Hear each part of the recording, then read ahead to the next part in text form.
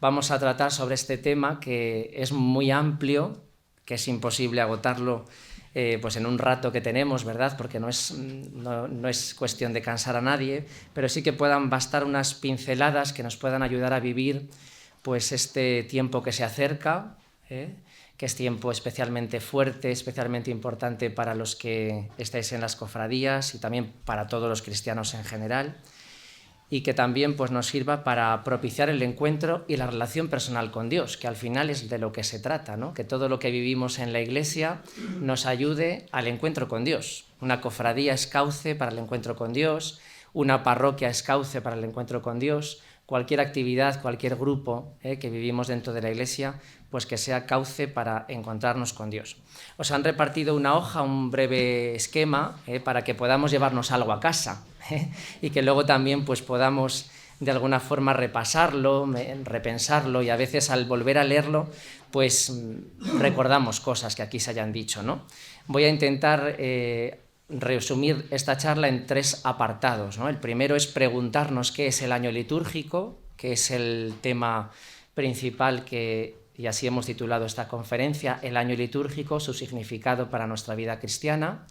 En segundo lugar, vamos a ver también un poco la concepción del tiempo, que es muy importante para comprender el año litúrgico.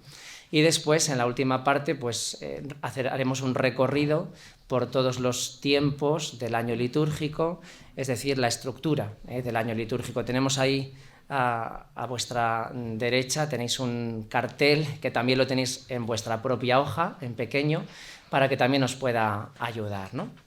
Bueno, pues sin más comenzamos, y lo primero que podríamos hacer en este momento, justo al comenzar, es preguntarnos qué es el año litúrgico, cómo podríamos definir el año litúrgico.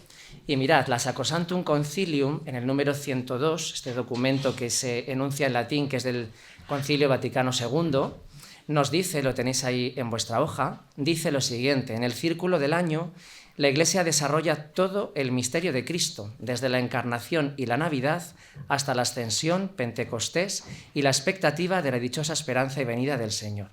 Conmemorando así los misterios de la redención, abre las riquezas del poder santificador y de los méritos de su Señor, de tal manera que, en cierto modo, se hacen presentes en todo tiempo, para que los fieles puedan ponerse en contacto con ellos y llenarse de la gracia de la salvación. Y quisiera detenerme, para poder entender bien esta definición del año litúrgico que se da aquí, detenerme en las últimas frases, porque nos dan la clave de lo que supone el año litúrgico. Fijaos que decía la Sacrosanctum Concilium en este parrafito que hemos leído: se conmemoran los misterios de la redención de tal manera que se hacen presentes en todo tiempo. Esto es lo que en la Iglesia llamamos memorial o conmemoración. Cuando estamos conmemorando algo, cuando estamos celebrando algo, ese algo no es simplemente un recuerdo del pasado, como yo puedo recordar que hace quizá 10 años pues fui a un lugar que me encantó, ¿no? Y entonces lo recuerdo en mi memoria, ¿no?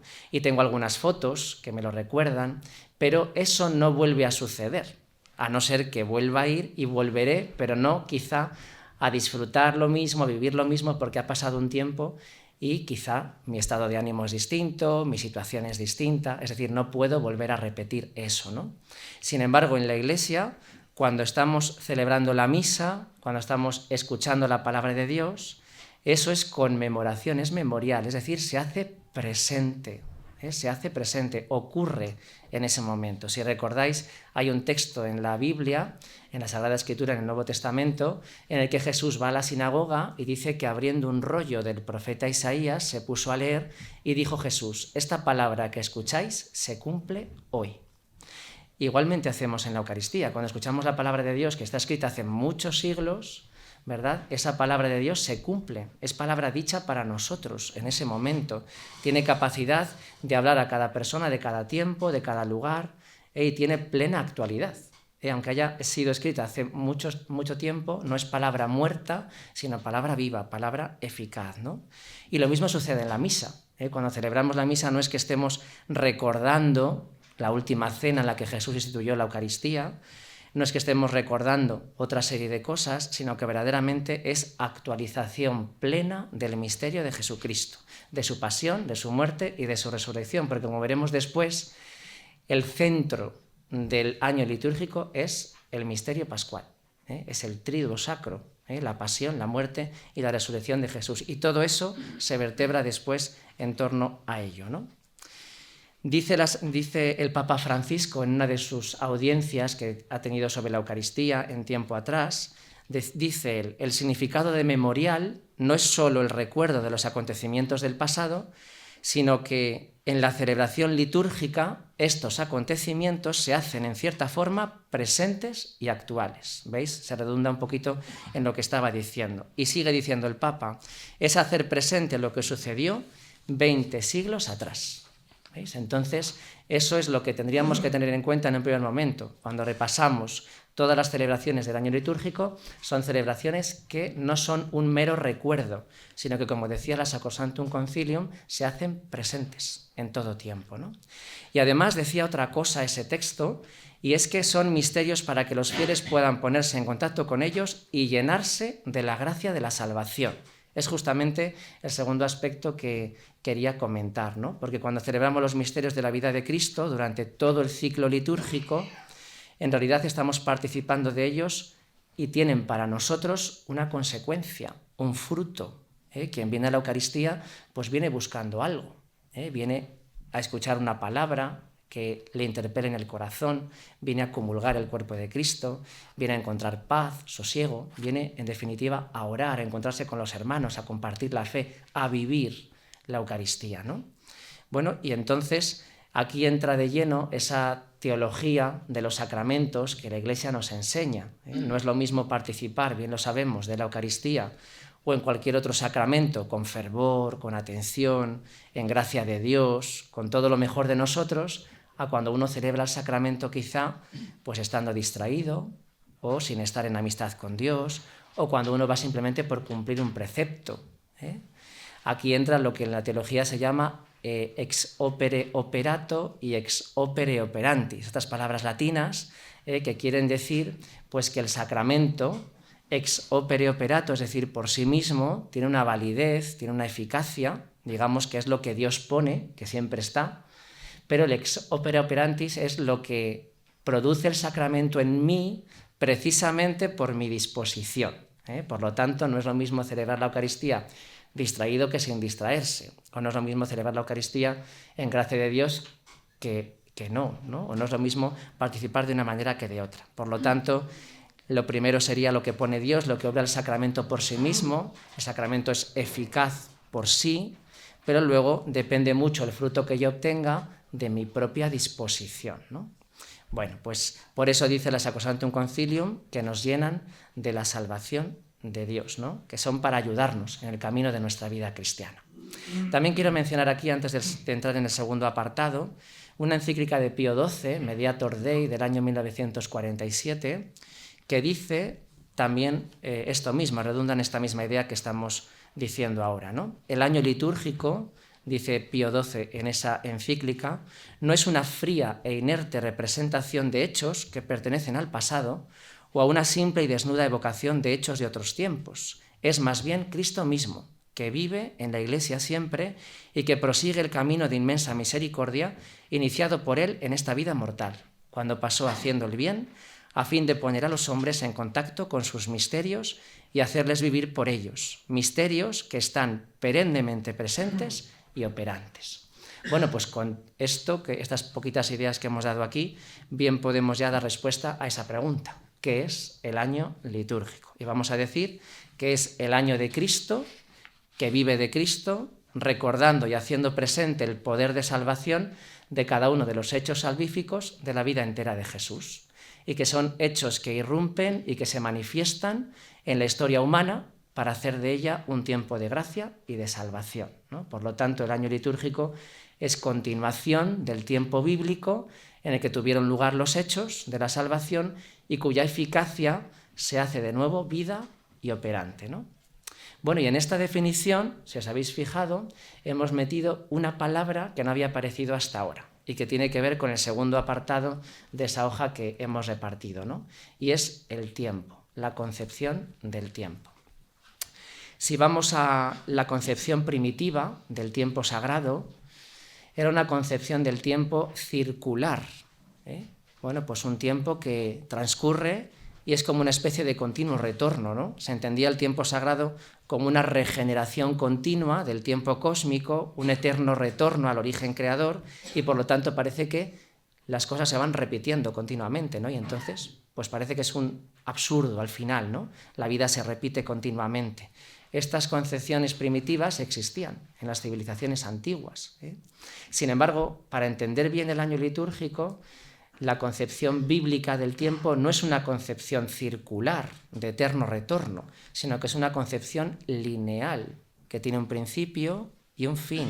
Jesucristo, que es alfa y omega, seguro que nos suenan esas palabras. Dentro de poco tiempo, precisamente en la vigilia pascual, en la noche santa, cuando el sacerdote o el diácono enciende el cirio pascual, va trazando la señal de la cruz en el cirio y va pronunciando precisamente esas palabras: Jesucristo, alfa y omega, principio y fin.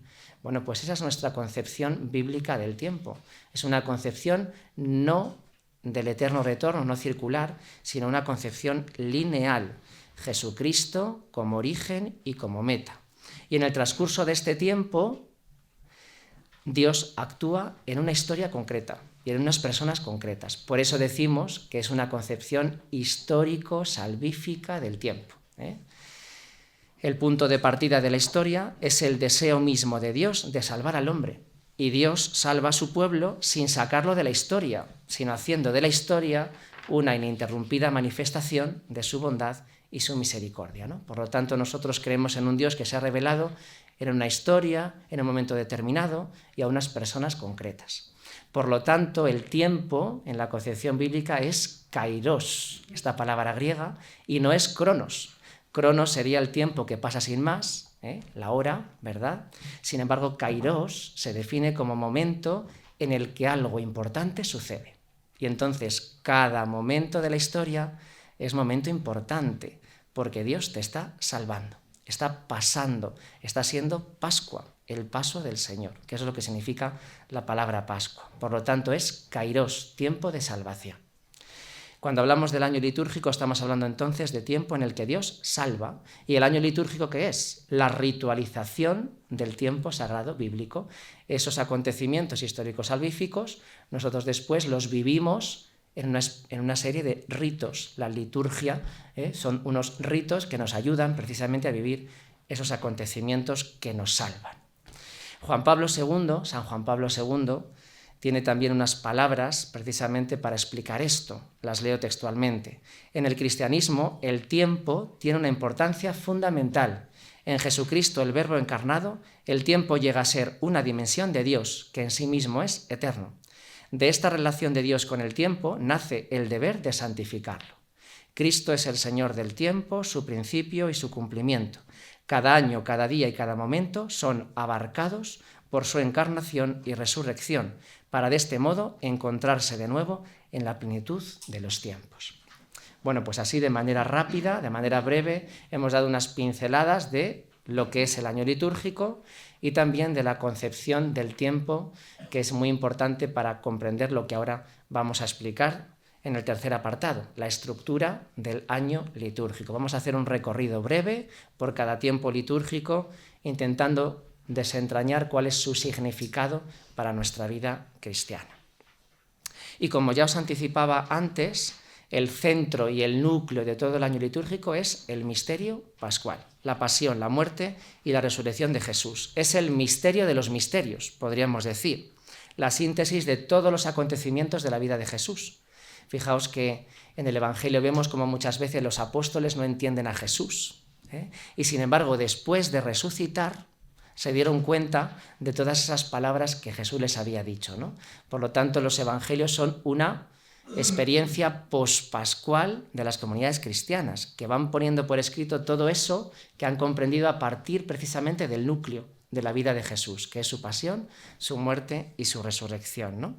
Por eso llamamos al domingo la Pascua semanal y llamamos al misterio pascual la Pascua anual, ¿no? Y todo lo que vivimos el resto del año pues tiene sentido desde el misterio pascual, que es el centro y núcleo del año litúrgico, ¿no? Este año litúrgico, que como sabemos se inicia con el tiempo del Adviento, Ahí tenemos ese esquema, este dibujito que nos puede servir. Si vamos haciendo el recorrido, comienza en el tiempo de Adviento y termina con la fiesta de Jesucristo, Rey del Universo. 54 semanas, al igual que el año civil, pero nuestro año litúrgico, como bien sabemos, no se inicia el 1 de enero, como se hace en el año civil, sino que suele ser a finales del mes de noviembre, con el primer domingo del tiempo de Adviento, ¿no? El libro del Éxodo, en su capítulo 12, en el versículo 2, dice: «Este mes será para vosotros el comienzo del año, el mes primero del año».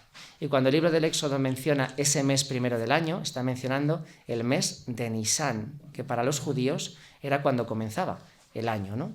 Era el mes de la Pascua. Sin embargo, después del destierro de Babilonia, la fiesta solemne del año comienza a celebrarse en el mes de Tisri, que corresponde a nuestro calendario entre septiembre y octubre. Y después fue esta la fecha que ha ido prevaleciendo como comienzo del año, que es la que nosotros hemos asumido prácticamente, porque empezamos el año litúrgico a finales del mes de noviembre.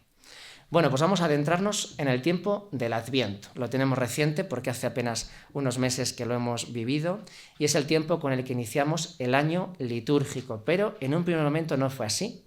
En un principio, el año litúrgico no comenzaba con el tiempo del Adviento, sino que el Adviento era la culminación del año litúrgico.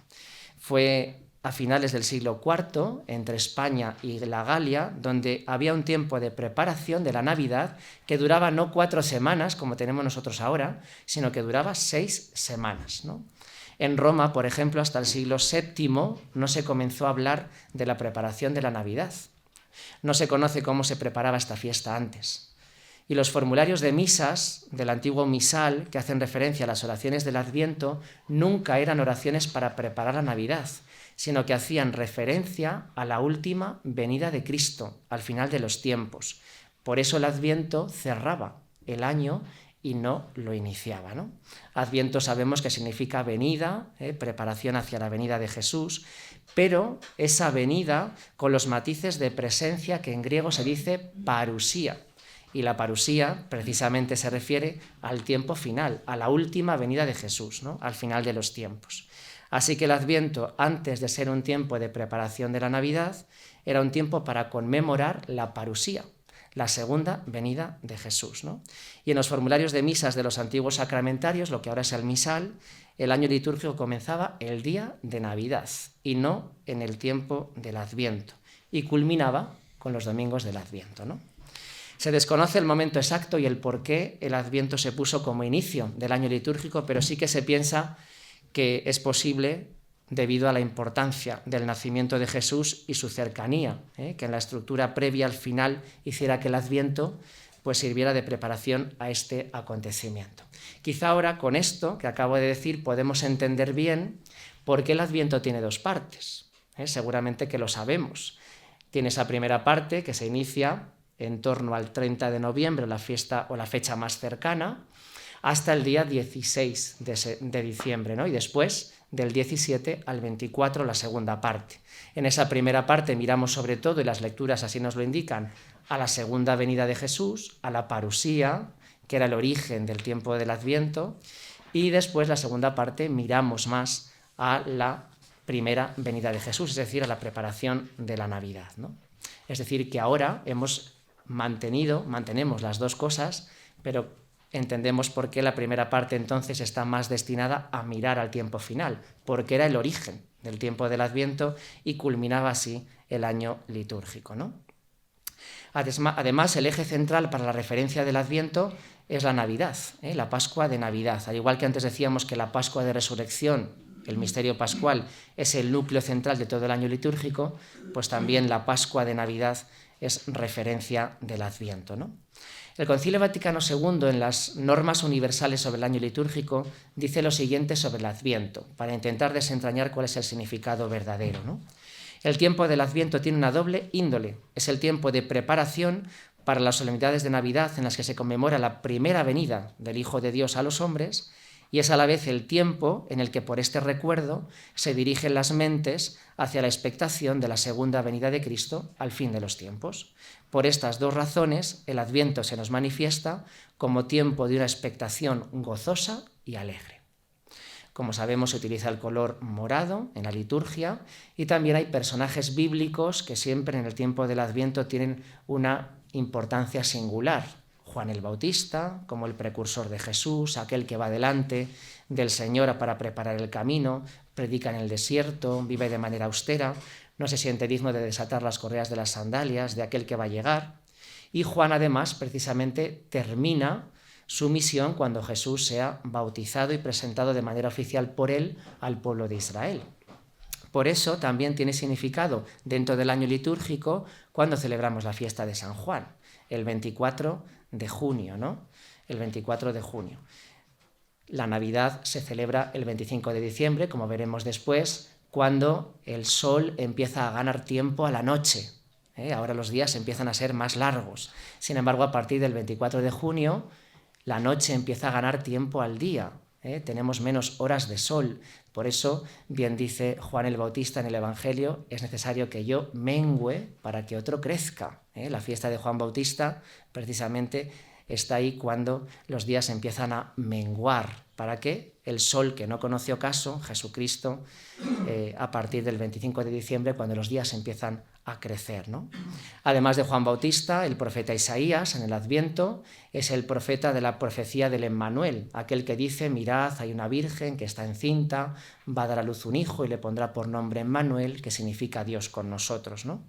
También la Virgen María, y dentro del tiempo del Adviento celebramos fiestas en torno a ella, ¿no? La fiesta de la Inmaculada Concepción, el 8 de diciembre, o la de Santa María de la Esperanza, el día 18, ¿no?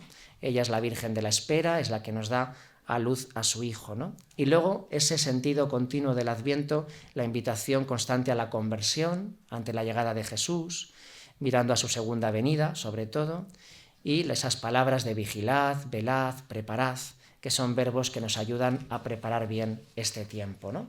Un tiempo que termina en las primeras horas de la tarde del 24 de diciembre para dar paso en la tarde-noche ya al tiempo de Navidad con la misa vespertina de la vigilia.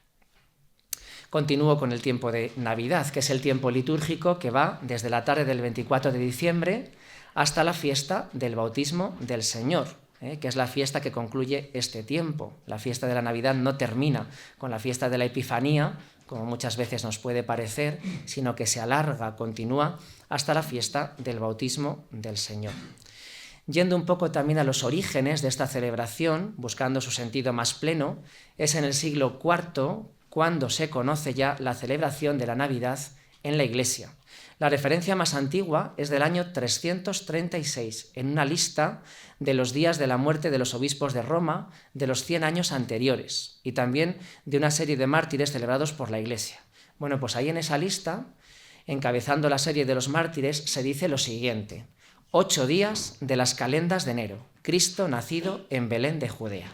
Y las calendas de enero se refiere al 25 de diciembre. Aquí en España también tenemos referencias de la Navidad en el año 380 en el Concilio de Zaragoza, donde es mencionada esta fiesta. Por lo tanto, siglo IV que empezamos a tener noticias de cómo se celebraba este tiempo de Navidad.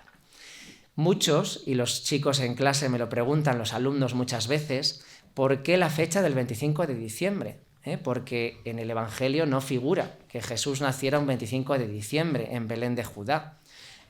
Bueno, pues hay varias hipótesis, 3 principales, por qué se pone esta fecha del 25 de diciembre. La más extendida, y que seguramente hemos escuchado muchas veces, es la cristianización de esa fiesta pagana del Sol Invictus, que el emperador Aureliano, a finales del siglo III, la instituyó, esta fiesta. Era el comienzo del solsticio de invierno y por lo tanto la fiesta del Sol Invictus, Sol invencible, lo que decíamos antes, el sol que empieza a ganar tiempo a la noche. Y entonces el cristianismo, para restar ese paganismo del Sol invencible, de esa fiesta pagana, cristianizó esa fiesta con la celebración del nacimiento de Jesús, que como decíamos antes es el sol que no tiene ocaso, ¿no?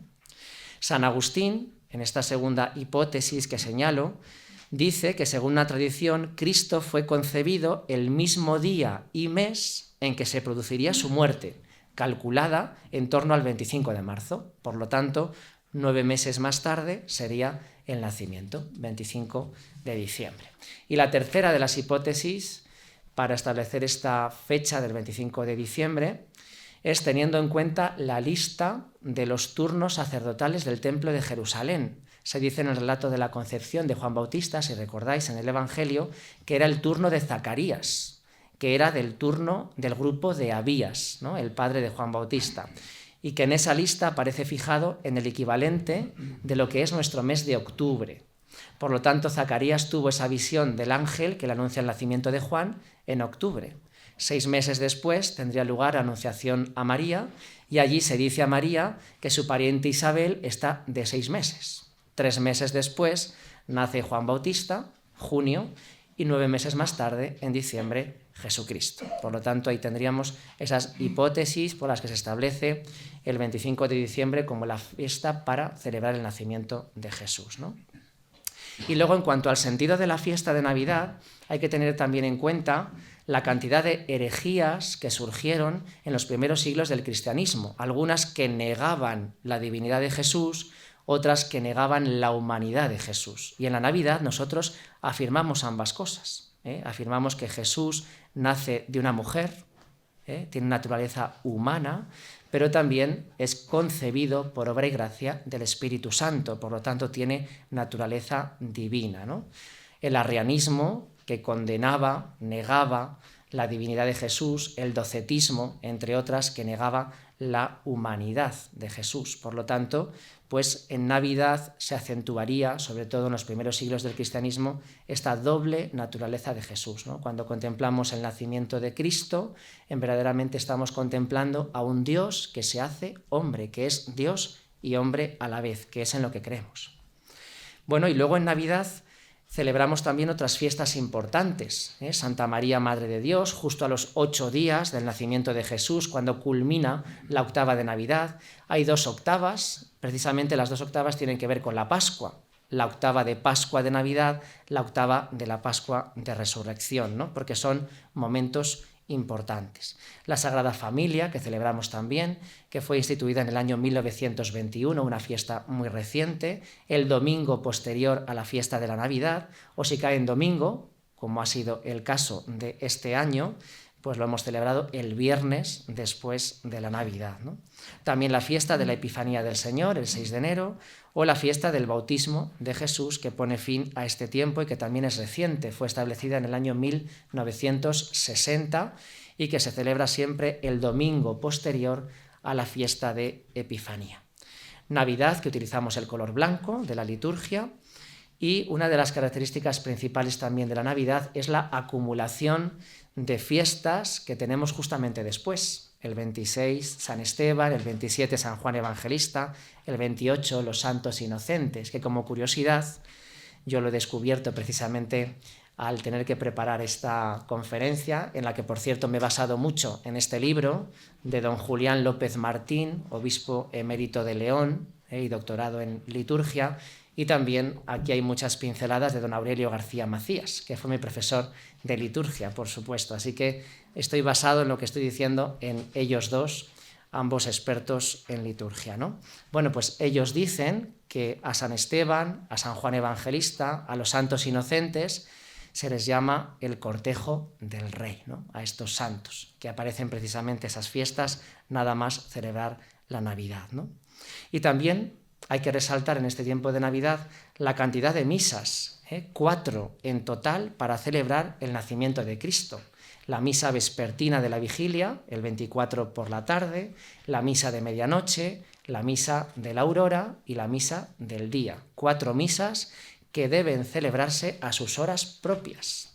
No se permite celebrar, por ejemplo, la misa de medianoche a las 7 de la tarde, porque habría que estar celebrando la vespertina de la vigilia, aunque luego, de hecho, en muchos sitios se haga, ¿no? Pero, según establecen los liturgistas, debe celebrarse cada una de las 4 misas a la hora propia, ¿no? Fijaos que es como si la Iglesia quisiera estar contemplando continuamente el misterio del nacimiento de Cristo, ¿no? Y luego además toda una octava para seguir contemplando, ¿no?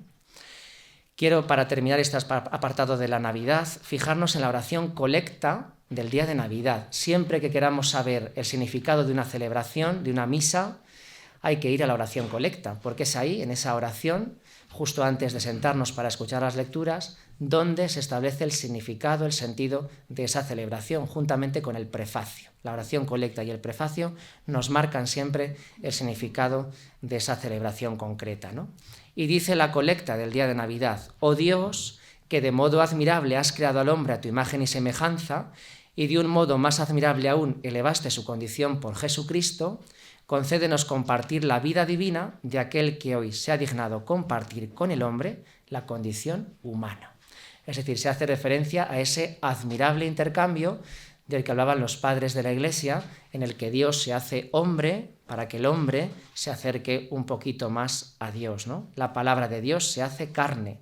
Dios toma todo lo nuestro, menos el pecado, asume todo lo humano para redimirlo, porque también decían los padres de la Iglesia que lo que no se asume no es redimido. Por lo tanto, Jesús asume todo lo nuestro para redimirlo en la cruz.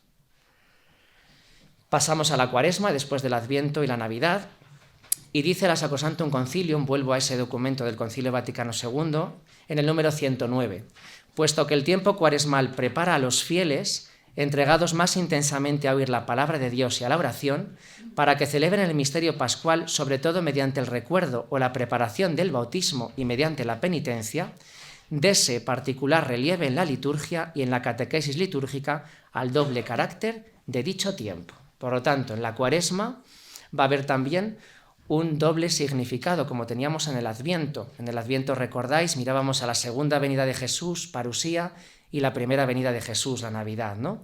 En Cuaresma vamos a mirar también al catecumenado, la iniciación cristiana de toda persona que quería ser bautizado, y también el carácter penitencial de conversión, precisamente para vivir bien la Pascua, el memorial, el misterio pascual, el memorial de la pasión, muerte y resurrección de Jesús, ¿no?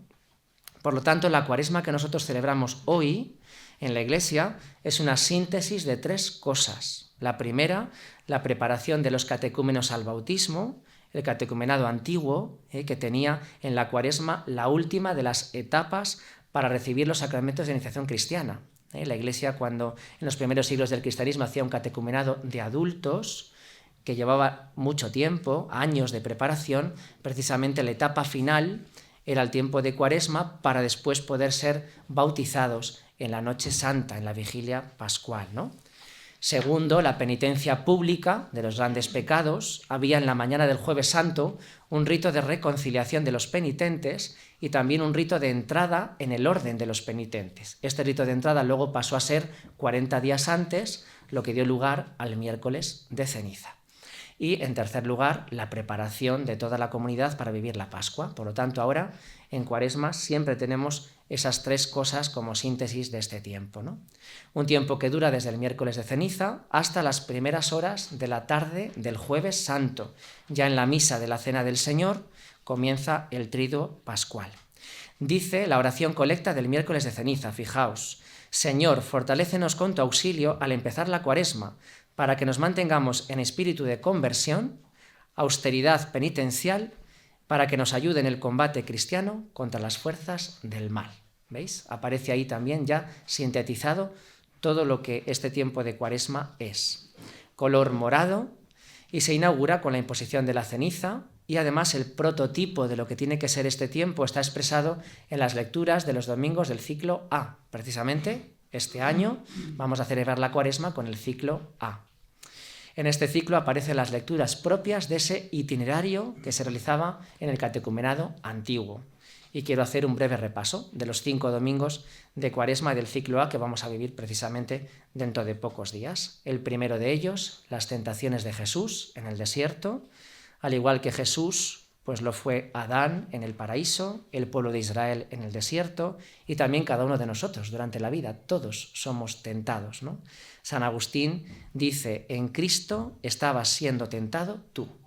Por lo tanto, el primer domingo de Cuaresma, siempre en los 3 ciclos, A, B y C, Los 2 primeros domingos nunca cambia el Evangelio, siempre son las tentaciones y la transfiguración de Jesús. El segundo domingo, momento significativo de la vida de Jesús que nos invita a escuchar con más fidelidad la palabra de Dios y a través de la experiencia penitencial de la Cuaresma encaminarnos hacia la identificación con Cristo glorioso, ¿no? Que es lo que contemplamos en la transfiguración de Jesús. A través de la cruz llegamos a la luz. Y después los otros 3 domingos del ciclo A, que como os decía antes, tienen que ver con este itinerario del catecumenado antiguo. El encuentro de Jesús con la samaritana, que hace referencia al agua, el bautismo. El cuarto domingo, el ciego de nacimiento, la luz. Y el quinto, la resurrección de Lázaro, la vida. Y después ya pues celebramos el Domingo de Ramos, que es la conmemoración de la entrada triunfal de Jesús en Jerusalén. Es esa ciudad que va a ser testigo de los hechos culminantes de la vida de Jesús y una celebración además en la que junto con el Viernes Santo son los días en los que leemos la Pasión.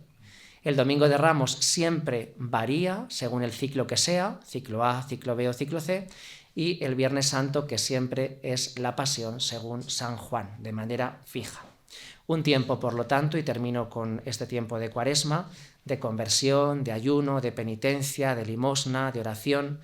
Aparece en el Evangelio del miércoles de ceniza, precisamente. Se nos invita cuando ores, cuando ayunes, cuando des limosna, tu Padre que ve en lo secreto te recompensará.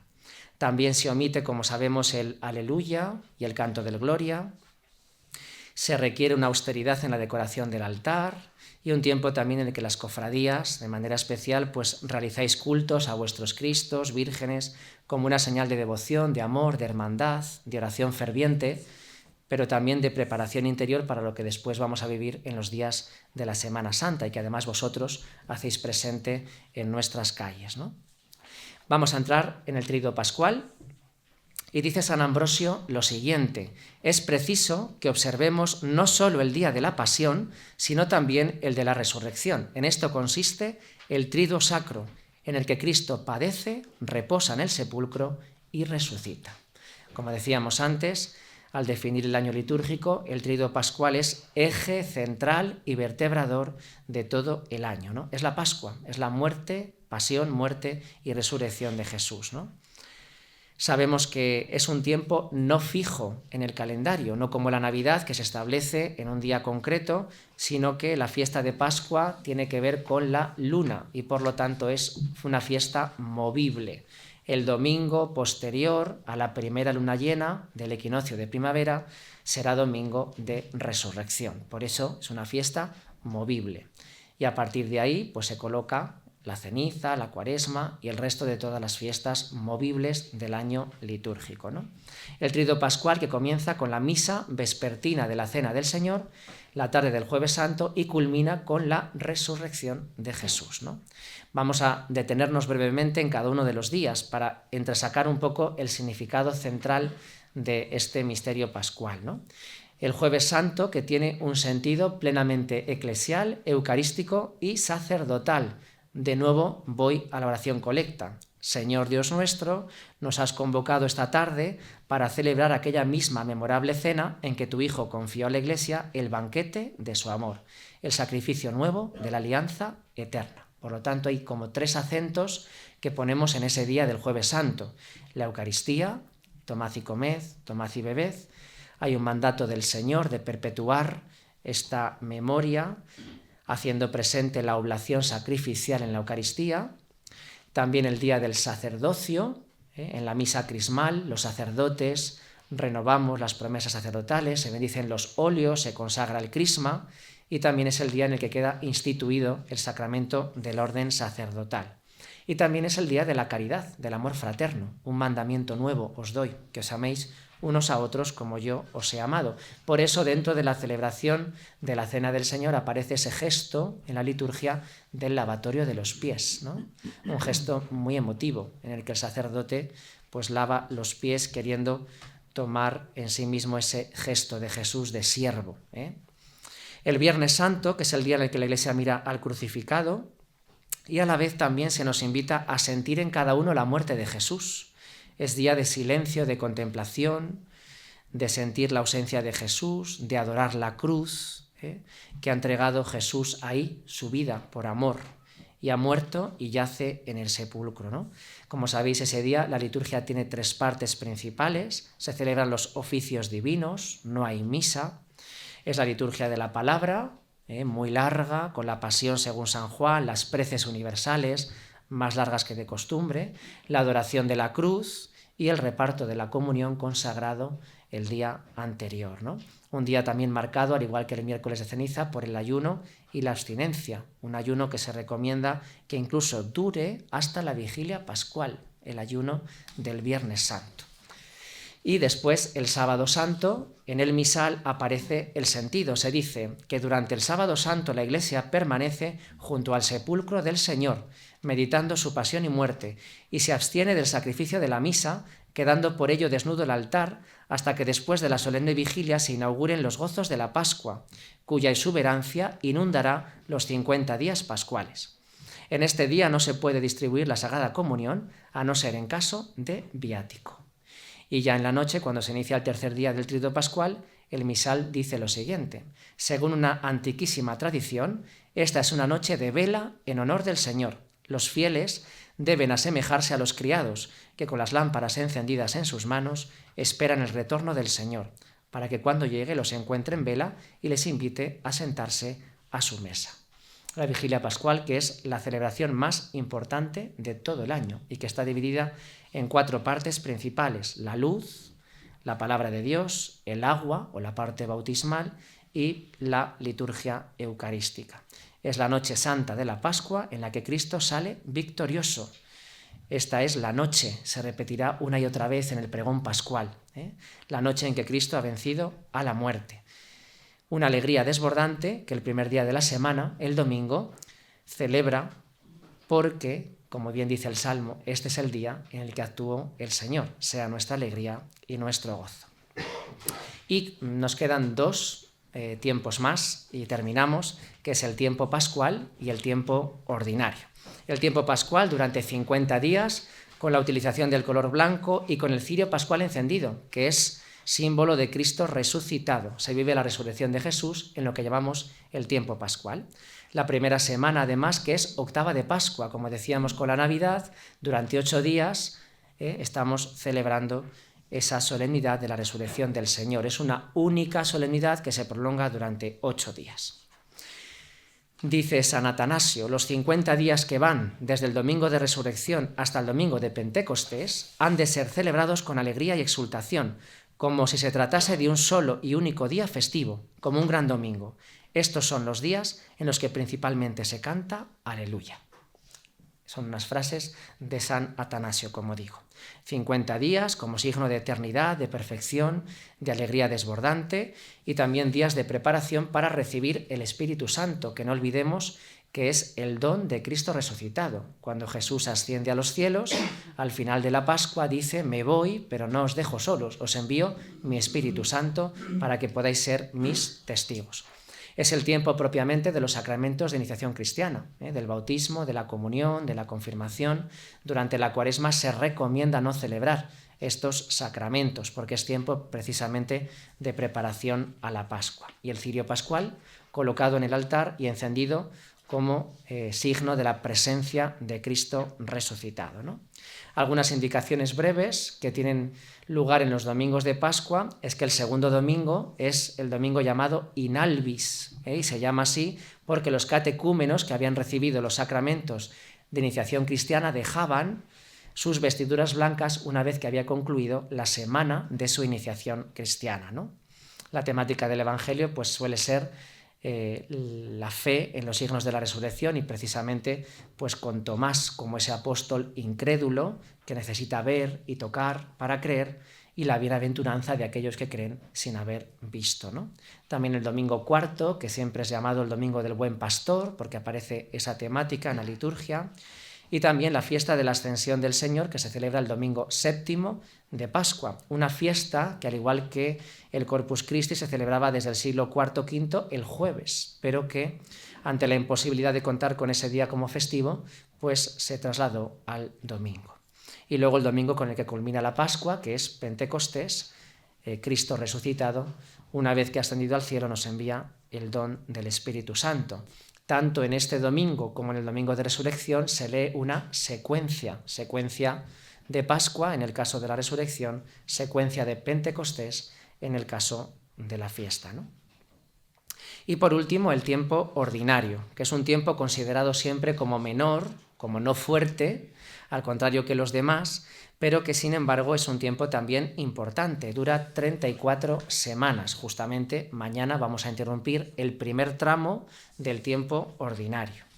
Dice el Concilio Vaticano II, además de los tiempos que tienen carácter propio, quedan 33 o 34 semanas en el curso del año en las cuales no se celebra algún aspecto peculiar del misterio de Cristo, sino más bien se recuerda el mismo misterio de Cristo en su plenitud, principalmente los domingos. Por eso decíamos antes que al domingo le llamamos la Pascua semanal. Comienza el lunes, que sigue al domingo del bautismo del Señor, y se interrumpe con el miércoles de ceniza, como vamos a hacer, si Dios quiere, pasado mañana. Y después comienza de nuevo el lunes de Pentecostés y termina con las vísperas del primer domingo del tiempo de Adviento. Color verde en la liturgia. Como ya indicamos anteriormente, las lecturas de los domingos están siempre repartidos en 3 ciclos, A, B y C. El ciclo A con la preeminencia de Mateo, ciclo B con la preeminencia de Marcos, ciclo C con la preeminencia de Lucas, aunque en el ciclo B también se leen algunos evangelios de San Juan, porque Marcos, como sabéis, es el evangelio más breve de los 4 que tenemos en el Nuevo Testamento. También hay que tener en cuenta en estos domingos del tiempo ordinario que siempre la primera lectura y el evangelio tienen un hilo conductor, suelen tener la misma idea, mientras que la segunda lectura suele ir con un tema libre. Eso también nos ayuda a la hora de escuchar las lecturas en la Eucaristía, ¿no? El tiempo ordinario, pues vemos a Jesús en su vida pública, sin celebraciones de los grandes misterios de su vida, pero sí viendo a un Jesús que está en la tierra, como decíamos antes, con unas personas concretas, en un tiempo concreto, que anuncia el reino, lo hace visible a través de sus milagros, de sus palabras, de su predicación, y en los últimos domingos del año litúrgico siempre se hace referencia también al tiempo final, a la escatología, a la segunda venida de Jesús, ¿no?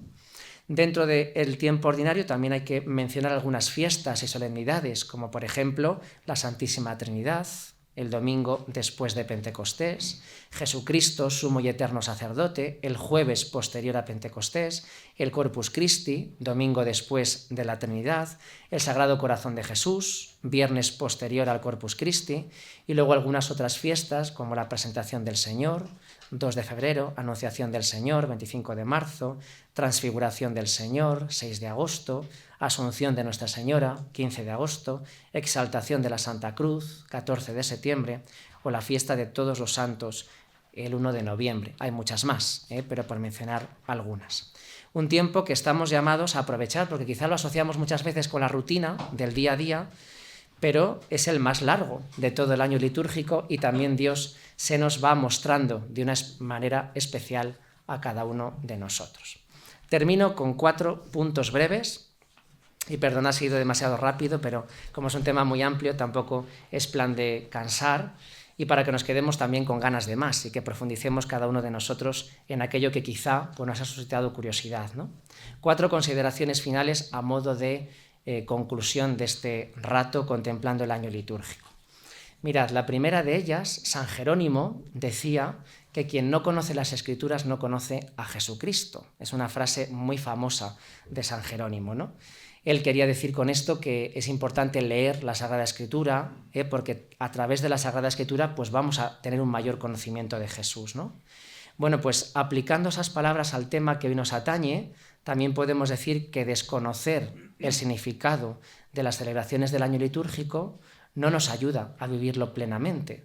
Por lo tanto, una llamada a nosotros a profundizar en cada una de las celebraciones que a lo largo de todo el año litúrgico se nos invita a vivir. Viviremos mejor la misa y sacaremos más fruto de ella en la medida en que entendemos lo que significa cada momento y cada gesto. Cuando sabemos el por qué el sacerdote abre las manos, por qué las cierra, por qué nos ponemos de rodillas, por qué nos ponemos de pie, por qué este gesto, por qué lo otro, pues estamos viviendo plenamente la Eucaristía. Y eso nos ayuda a entender plenamente su significado, ¿no? Aquí hemos dado unas pinceladas pero una invitación a que sigamos profundizando para aprender a vivir plenamente todas las celebraciones del año litúrgico. En segundo lugar, es importante preparar las celebraciones bien. Una Eucaristía bien preparada es distinta a una que se hace de manera improvisada o de cualquier manera. Por lo tanto, también una invitación a que todo el año litúrgico, como cofradía, cuidemos, sacerdotes, cofradías, catequistas, personas de liturgia, todos los que de alguna forma tenemos la responsabilidad de hacer una celebración adecuadamente, pues una invitación a que las cuidemos. Cuidad vuestras celebraciones como cofradía y todo lo que tiene que ver con el cultivo de la vida cristiana. Este rato, precisamente, estas noches nazarenas, pues quieren contribuir a una mayor formación de la vida cristiana y nos ayudan como cristianos y como cofrades, ¿no? Una cofradía no es un simple grupo de personas congregadas en torno a algo común, como puedan ser otros grupos, sino que hay algo que nos une y que nos sobrepasa, que es a la vez tan cercano y tan grande, que es Dios mismo. Por lo tanto, una invitación a cuidar nuestras celebraciones. Tercera consideración: todo lo que se hace en la Eucaristía tiene un significado y un sentido. En muchas ocasiones hemos visto cambios arbitrarios según el capricho o la opinión del sacerdote de turno o de quien sea. Y es importante valorar la liturgia y el sentido que hay detrás de cada signo y de cada gesto que se hace. Precisamente si entendemos el significado, nos atreveremos menos a cambiar ciertas cosas, ¿verdad? No somos dueños de algo que recibimos y que estamos llamados a cuidarlo y a transmitirlo. Tenemos que adaptar, por supuesto, el mensaje, claro que sí, pero sin traicionarlo, conjugando fidelidad y novedad. Hay un mensaje de Jesús al que hay que ser fieles y por supuesto que tenemos que adaptarlo a las personas del siglo XXI, pero sin traicionarlo. Y por último, todo lo que aquí hemos ido desgranando, este recorrido por los grandes misterios de la vida de Cristo, podríamos resumirlo en 3 palabras. Estas 3 palabras me las metió a fuego don Aurelio García en clase de liturgia a todos los que estábamos en su clase. Nos las metió muy a fuego en el corazón, ¿no? Y a mí no se me han olvidado. Misterio celebrado para la vida. Al final, el año litúrgico, todo lo que celebramos durante el año litúrgico es un misterio que nos sobrepasa, ¿verdad? La palabra misterio, un misterio que es celebrado con una serie de ritos y que es para la vida, que tiene una repercusión en nuestra vida. Es la contemplación y vivencia de un misterio, el gran misterio de la vida de Cristo, celebrado con una liturgia y un significado propios y que es para la vida. Si estas celebraciones no nos llevan a vivir de una manera distinta, entonces algo está fallando. Si vamos a los evangelios, vemos cómo cuando la gente escuchaba a Jesús se quedaban admirados de su enseñanza, se quedaban asombrados. O si miramos los encuentros que Jesús mantenía con ciertas personas, muchos de esos encuentros fueron transformadores. Vamos a pensar en Zaqueo, que recaudaba impuestos, tenía mala fama, y de aquel momento en el que Jesús va a su casa, sale transformado. La mitad de mis bienes se la doy a los pobres, Señor. Y si en algo he robado, lo voy a restituir 4 veces más. O aquella mujer samaritana, que dice que por ella se convirtieron muchos. O aquellos de Maús que volvían a casa cabizbajos, desanimados, y que de repente le reconocen al partir el pan y cambia su vida, ¿no? A nosotros también nos debería de transformar la vida la palabra de Dios, la Eucaristía, porque en ella estamos teniendo un encuentro pleno con Jesús. Por lo tanto, un misterio celebrado para que nuestra vida cambie, se transforme cada día más a mejor. La liturgia debe propiciar y ayudar al encuentro con Cristo y transformar la vida de la persona. Bueno, pues nada más, que esta conferencia haya servido para que podamos ahondar en este misterio de Cristo y que podamos vivirlo cada día en plenitud. Muchas gracias.